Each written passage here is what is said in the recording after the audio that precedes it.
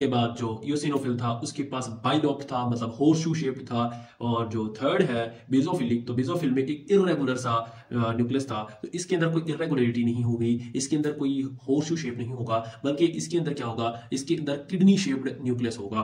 ठीक है जी। तो एक ग्रेनुलोसाइट्स के अंदर ग्रेनुल्स नहीं होंगे और इसका जो एक कंफर्म जो निशानी है वो किडनी शेप्ड लार्ज एक ही न्यूक्लियस होगा। ठीक है। सो नेक्स्ट जो है, तो हमारे पास बेसिकली दो ही सेल्स हैं जो एक ग्रेनुलोसाइट्स हैं, लिम्फोसाइट्स और मोनोसाइट्स। तो लिम्फोसाइट्स की बात करें तो वो ना सिर्फ हमारे मतलब हमारे सर्कुलेटरी सिस्टम का पार्ट है वो, बल्कि हमारे लिम्फेटिक सिस्टम का भी पार्ट है। और जो हमारे लिम्फ है, लिम्फ में भी पाया जाता है। और उसके बाद ये ना सिर्फ, अब देखें, एक तो सर्कुलेशन में इसका रोल हो गया, मतलब हमारे कार्डियोवास्कुलर सिस्टम में पाया जा रहा है, और दूसरा लिम्फेटिक सिस्टम में पाया जा रहा है। और नंबर थर्ड, ये हमारे parenchyma of spleen, parenchyma of thymus, parenchyma of lymph nodes में भी पाया जाता है। ठीक है जी। नेक्स्ट जो है हमारे पास, अब देखिए इसकी जो टोटल अमाउंट है ना वो है 20 से 40%। टोटल हमारा वाइट ब्लड सेल है उसमें से 20 to 40% जो है वो ई ग्रेनुलोसाइट्स मतलब लिम्फोसाइट्स है। तो अडल्ट में इनकी अमाउंट जो होती है वो कम होती है, लेकिन चाइल्डहुड में इम्यूनिटी क्योंकि बन रही होती है, इम्यूनिटी ज्यादा होने की वजह से इम्यूनिटी ज्यादा बॉडी प्रोवाइड करती है चाइल्डहुड में, दैट्स व्हाई इनकी अमाउंट जो होती है वो तकरीबन 30 से 70 तक बढ़ जाते हैं। इनकी जो परसेंटेज होती है वो 30 से 70 होती है। तो हम कह सकते हैं बचपन में सब जो हमारे पास ग्रेनुलोसाइट्स होते हैं, ग्रेनुलोसाइट्स में से लिम्फोसाइट होते हैं वो ज्यादा होते हैं, अडल्टहुड में कम होते चले जाते हैं। तो अडल्टहुड में इनकी अमाउंट 20 से 40% होती है। अब हम इसकी क्लासिफिकेशन पे आते हैं। तो बेसिकली हमने इसको क्लासिफाई किया है दो बेसिक क्लासिफिकेशन में, एक है उसकी साइज की बेस पे क्लासिफिकेशन और एक है फंक्शन की बेस पे क्लासिफिकेशन।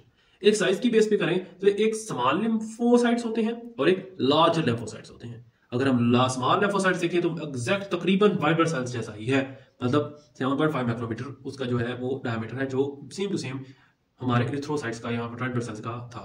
तो जो लार्जर है वो उनका जो डायमीटर है वो 9 से 20 माइक्रोमीटर तक हो सकता है। नेक्स्ट जो है हमारे पास जो 80% लिम्फोसाइट्स हैं वो स्मॉल लिम्फोसाइट्स हैं, और जो 10% बाकी रह जाते हैं लिम्फोसाइट वो हमारे पास लार्ज लिम्फोसाइट्स हैं। ठीक है जी। ये स्मॉल और लार्ज लिम्फोसाइट्स हो गए। नेक्स्ट जो है हमारे पास वो है on the basis of function. Function की बेस पे किया जाए तो टी लिम्फोसाइट्स, बी लिम्फोसाइट्स और नेचुरल किलर सेल्स हैं। ये तीन हमारे सेल्स हैं जो कि हमारे लिम्फोसाइट की कैटेगरी में आते हैं, एक B lymphocyte, T lymphocyte, natural killer cells. तो सबसे ज्यादा इसमें से कौन से हैं? T lymphocytes. तो लिम्फोसाइट्स में भी अगर हम बात करें तो कौन से सेल्स हैं? टी लिम्फोसाइट्स 70% है और 25% जो है बी लिम्फोसाइट और 0.05% जो है नेचुरल किलर सेल्स हैं। तो अगर हम इसका सेल्स का शेप देखिए तो हमने जैसे पहले बात कर चुके थे, इसका एक न्यूक्लियस जो होता है ना वो काफी बड़ा सारा होता है, और जो होता है इसका जो साइज काफी बड़ा होता है, और ये छोटी सी जगह क्या होती है, साइटोप्लाज्म को इसने दी होती है। तो इसका एक स्फेरिकल शेप सेल होता है। तो न्यूक्लियस जो होता है वो इसका वो किडनी शेप्ड सेल होता है। तो एक साइड से स्फेरिकल होगा और एक साइड से किडनी शेप्ड होगा। और उसके बाद जो साइटोप्लाज्म है, तो साइटोप्लाज्म जो होगा वो लाइट ब्लू सा साइटोप्लाज्म होगा और थोड़ी सी जगह पे वो पाया जाएगा। ठीक है जी। तो वो थोड़ी सी जगह पे पाया जाएगा। इसके बाद अगर हम देखें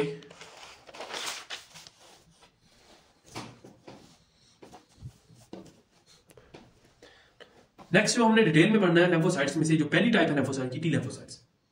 तो टी लिम्फोसाइट में हमारा अगर टी लिम्फोसाइट जो इम्यूनिटी प्रोवाइड करता है उसको कहते हैं सेल मीडिएटेड इम्यूनिटी, और जो इम्यूनिटी बी लिम्फोसाइट प्रोवाइड करता है उसको कहते हैं ह्यूमरल इम्यूनिटी। ठीक है जी। तो टी लिम्फोसाइट जो इम्यूनिटी प्रोवाइड करता है सेल मीडिएटेड इम्यूनिटी। तो अब हम जा रहे हैं इसकी तरफ, सेल मीडिएटेड इम्यूनिटी मतलब यहाँ पे सेल इम्यूनिटी प्रोवाइड करेगा। वो भी ह्यूमरल मतलब कोई फ्लूइड कोई और चीज प्रोवाइड करेगी, लेकिन सेल अपनी इम्यूनिटी प्रोवाइड नहीं करेगा। यहाँ पे इम्यूनिटी प्रोवाइड कर रहा है सेल, जब टी सेल्स खुद इम्यूनिटी प्रोवाइड कर रहे हैं। तो ओरिजिन इनका कहां से है जी? बोन मैरो से। तो इनका ओरिजिन कहां से है जी? बोन मैरो से।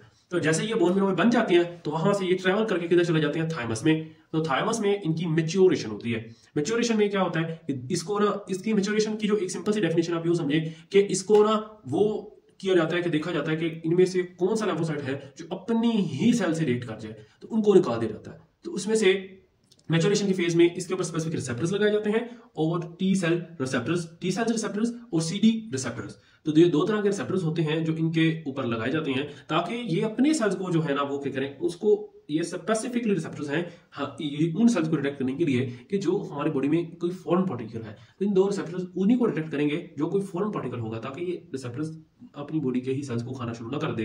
तो डिफरेंशिएशन में बेसिकली यही किया जाता है कि चेक किया जाता है कि कौन से सेल्स हैं वो जो अपनी बॉडी से रिएक्ट कर जाते हैं। तो जो अपनी ही बॉडी से रिएक्ट कर जाते हैं, अपने सेल से रिएक्ट कर जाते हैं, तो उनको बॉडी से रिमूव कर दिया जाता है। तो उसके बाद अब हम देखें तो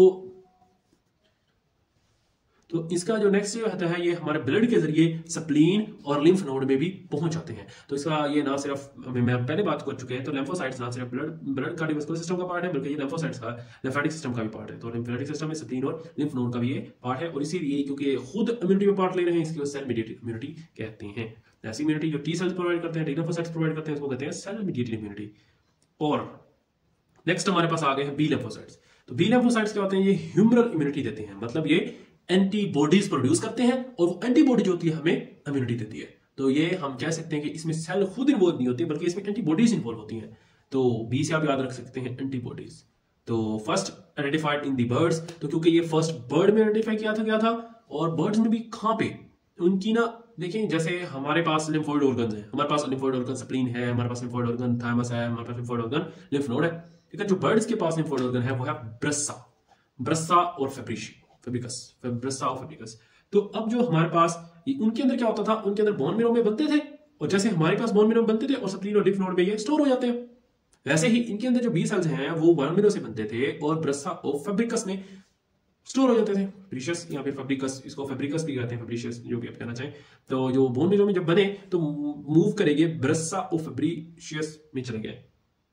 तो क्योंकि ये इम्यूनिटी के बाद ब्रस्सा और फेब्रिकस में चले गए, तो वहां पे इसलिए इसका नाम पर इसको हम बी लिम्फोसाइट ब्रस्सा की वजह से बी लिम्फोसाइट्स कहते हैं। और अगर हम मैमल्स में देखें तो मैमल्स में तो हमारे पास ब्रस्सा और फेब्रिकस नहीं है, क्योंकि ये कहां पे जाता है, ये क्लोएका में पाया जाता है। क्लोएका हमें तो नहीं होता, तो क्लोएका एक बर्ड्स के स्पेसिफिक प्लेस है जहां से वेस्ट मटेरियल को बॉडी से निकालते हैं। तो हमारे ह्यूमंस या फिर मैमल्स के अंदर तो क्लोएका नहीं है। तो उसके बाद ह्यूमंस के अंदर तो ये दे कहां पे बनते हैं, लीवर में बनते हैं, फीटस में, और बोन मैरो में ही बनते हैं। और बोन मैरो इमेच्योर होते हैं आफ्टर बर्थ, यहाँ पोस्ट नेटल एरिया में। ये कहां पे बनते हैं, ये बोन मैरो में ही बनते हैं, वहीं पे मैच्योर होते हैं। और बी सेल्स जो होते हैं, तो बी सेल्स जो होते हैं वो स्पेसिफिक एंटीजेंस के साथ बाइंड होते हैं with the help of CDR, मतलब CD रिसेप्टर्स। तो CD रिसेप्टर्स के पास होते हैं, वो CD रिसेप्टर्स स्पेसिफिक एंटीजन के लिए होते हैं। तो हर एंटीजन के लिए CD रिसेप्टर्स डिफरेंट होते हैं। तो CD रिसेप्टर डिफरेंट होने जाने की वजह से और हर एंटीजन के लिए डिफरेंट एंटीबॉडीज प्रोड्यूस करती हैं। ठीक है, इसको कहते हैं ह्यूमरल इम्यूनिटी।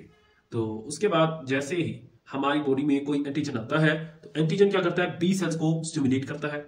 तो जैसे ही उस एंटीजन ने बी सेल को स्टिमुलेट किया, तो उसकी स्टिमुलस के नतीजे में प्रोड्यूस हुआ प्लाज्मा सेल। प्लाज्मा सेल की वजह से क्या हुआ, हमारा एंटीबॉडीज प्रोड्यूस हुई। मैं इसको वाई शेप बना लेता हूं, तो एंटीबॉडीज प्रोड्यूस हुई, और वो एंटीबॉडी जो होगी वो हमें फ्यूचर में और उसको उसी टाइम मारने में भी इम्यूनिटी देगी। तो ये बी सेल्स जो होंगे वो हमें इस तरीके से इम्यूनिटी देते हैं। सो नेक्स्ट जो है वो है लिम्फोसाइट की थर्ड टाइप, मतलब natural killer cells. Natural killer cell की मैंने अमाउंट आपको पहले बता दी, तो इसकी जो अमाउंट है वो सिर्फ और सिर्फ 5% है, और बी सेल्स की कितनी है 15%, और टी सेल्स की कितनी है 70%, राइट। 70 इसकी बी सेल्स की जो 25% है और जो टी सेल्स है उसकी 70% है। तो अब जो हमारे पास नेचुरल किलर सेल्स होते हैं, इनको ऐसा ट्रेन किया जाता है, इसकी डेवलपमेंट में इसको ये प्रोग्रामिंग की जाती है कि ये डायरेक्टली जाके ना उस सेल्स को खत्म कर देते हैं, उस वायरस या बैक्टीरिया को खत्म कर देते हैं जाके। तो उसके पास एक स्पेसिफिक टाइप के CD मार्कर्स होते हैं जो उस सेल्स को डायरेक्टली किल कर देते हैं। तो उसके बाद ये क्या होते हैं कि इनका साइज होता है वो बी और टी सेल से ज्यादा होता है। नेचुरल किलर सेल्स का जो साइज होता है वो ज्यादा होता है। उसके बाद साइटोप्लाज्मिक ग्रेन्यूल्स, छोटे छोटे ग्रेन्यूल्स भी होते हैं, और इसीलिए इसको लार्जर ग्रेनुलर सेल्स भी कहते हैं, क्योंकि इनका साइज टी और बी सेल से थोड़ा सा बड़ा होता है। उस टी और सी सेल से बड़े होने की वजह से इसको लार्जर, क्योंकि ग्रेनुलोसाइट्स भी होते हैं तो ग्रेनुलोसाइट्स भी कहते हैं। तो नेचुरल किलर सेल्स की बेसिकली कैरेक्टरिस्टिक ये होती है कि इसके पास पोरफिरिन प्रोटीन होता है।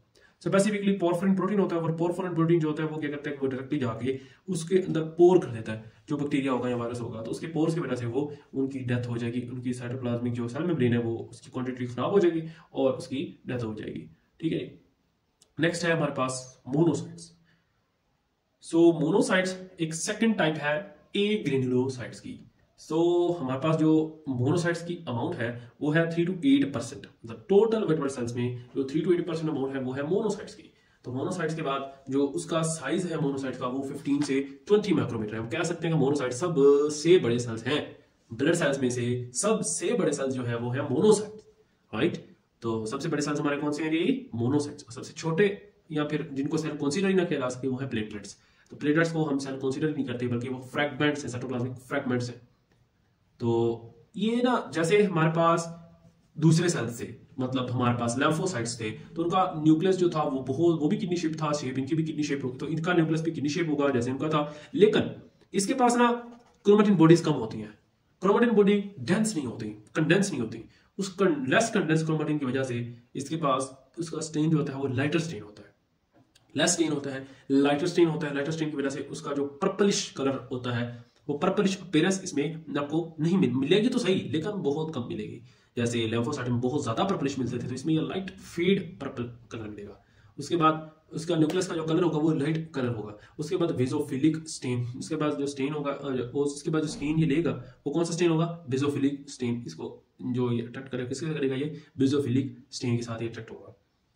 और उसके बाद अगर हम इसके सेल्स की बात करें तो इसके पास गोल्जी कॉम्प्लेक्स बहुत कम होते हैं, माइटोकॉन्ड्रिया जो होते हैं वो काफी ज्यादा होते हैं, और राइबोसोम्स भी बहुत कम होंगे। लेकिन जो उसके पास ज्यादा होगी वो होगा लार्ज लाइसोसोम्स, तो उसके पास लाइसोसोम्स बहुत ज्यादा होंगे। तो लाइसोसोम्स ज्यादा हो जाने की वजह से उसके बाद एज़ोफिलिक ग्रेनुलोसाइट्स भी हो सकते हैं, तो एज़ोफिलिक ग्रेनुलोसाइट्स भी हो सकते हैं। अब देखिए हमारे पास जो मोनोसाइट्स है ना, मोनोसाइट्स, तो मोनोसाइट्स ना सिर्फ ब्लड सेल्स में रहते हैं बल्कि वो डिफरेंट जगह पे चले जाते हैं। फॉर एग्जांपल जब वो कनेक्टिव टिश्यू में जाएंगे तो वही मोनोसाइट्स क्या कहलाएंगे? मैक्रोफेजेस। और जब ये मोनोसाइट्स बोन टिश्यूज में जाएंगे तब वहां पे जाके ओस्टियोक्लास्ट कहलाएंगे, या और फिर जब वो ब्रेन में जाएंगे तो मैक्रोग्लिया कहलाएंगे। तो मैं कह सकता हूँ मैक्रोग्लिया, ओस्टियोक्लास्ट और मैक्रोफेजेस हर टाइप्स ऑफ, मतलब ये क्या है कि ये मोनोसाइट्स ही हैं, लेकिन जब वो डिफरेंट टिश्यूज में जाते हैं तो वो उनकी जो होता है वो फंक्शन डिफरेंट, मतलब वही काम वो जब वो स्पेसिफिक टिश्यू में करेंगे, फॉर एग्जांपल कनेक्टिव टिश्यू में करेंगे तो मैक्रोफेज कराएंगे, जब वो बोन टिश्यू में करेंगे तो ओस्टियोक्लास्ट कराएंगे, और जो ब्रेन में करेंगे तो मैक्रोग्लिया कराएंगे। जैसे सिंपल।